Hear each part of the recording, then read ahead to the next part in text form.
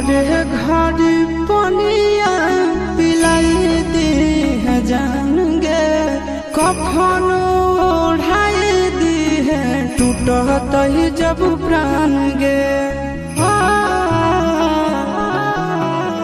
मोरे घर पनिया पिलाई दी है जान गे, कफन ओढ़ाई दी है टूटत ही जब प्राण गे।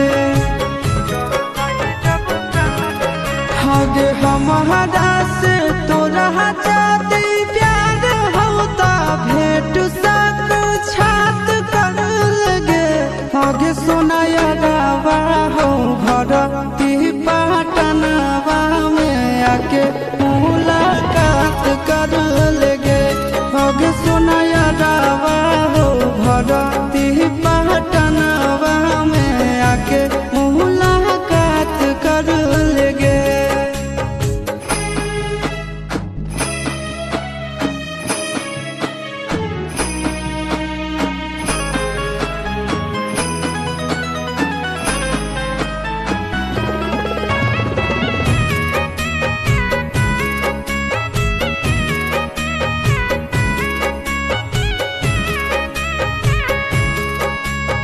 डॉक्टर जवाब दिल के बुलावा मौत के, देखी के चेहरा जानू चल जाई है लौट के।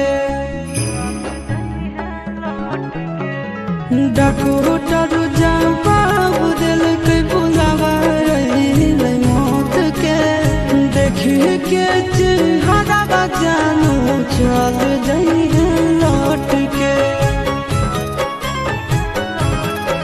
आगे अमन आलम गेला आशीष नंदन से औरी विषवा घात कर लगे।